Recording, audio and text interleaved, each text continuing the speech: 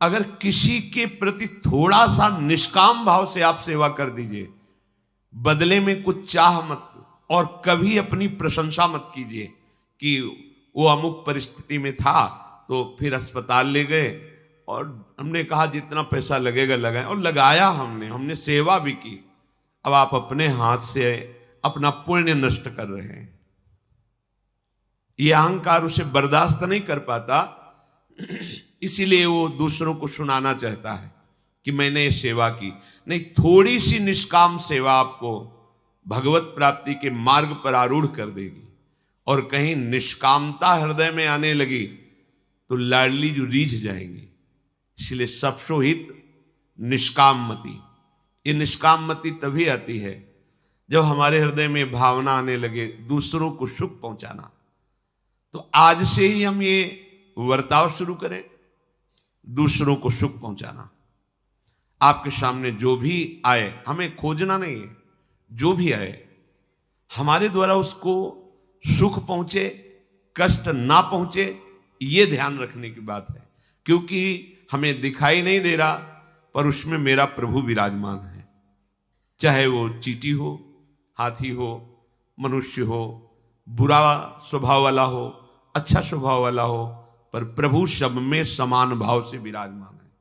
सच्ची मानिए, इससे बड़ा कोई पुण्य नहीं है, पाप नष्ट करने का इससे बड़ा कोई उपाय नहीं है।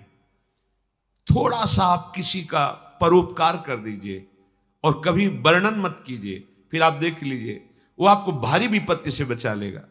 हम भागते घूम रहे, कोई हमें आशीर्वाद दे दे, कोई जादू टोना कर दे, कोई चमत्कार दिखा दे, हम सुखी हो जाए, कभी नहीं होगे। आपका कर्म ही आपको सुख और दुख प्रदान करता है। को न काहू के सुख दुख कर दाता, निजकृत कर्म भोग सुन भ्राता। जब आप किसी संत के पास जाते हैं दैन्य भाव होकर, मेरे भगवान के लाडले भक्त जन, इनके दर्शन से परम मंगल होता है, अहो भाग्य, ये आपका कर्म बन गया। संत दरस को चालिए तज माया अभिमान, ज्यो ज्यो पग आगे बढ़े कोटिन यज्ञ समान। वो आपका कर्म आपको सुख ही दी, किसी का आशीर्वाद नहीं कर रहा। आप दैन्य भाव से, भगवत भाव से गए, वो बोले ना बोले, आशीर्वाद दे ना दे, आपका एक कर्म आपको सुख प्रदान कर देगा।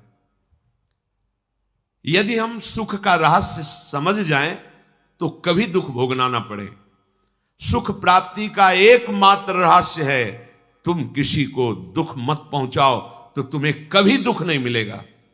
पर हमारी कुबुद्धि दूसरों को दुखी करके सुखी होने वाली बात है हमारे अंदर।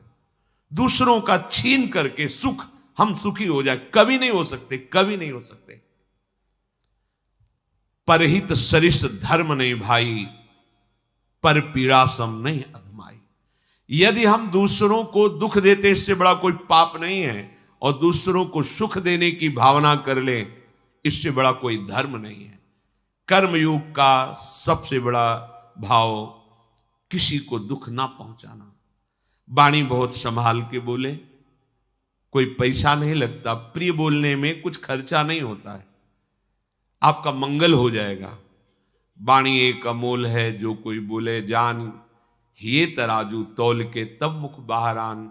बहुत संभाल कर बात कीजिए।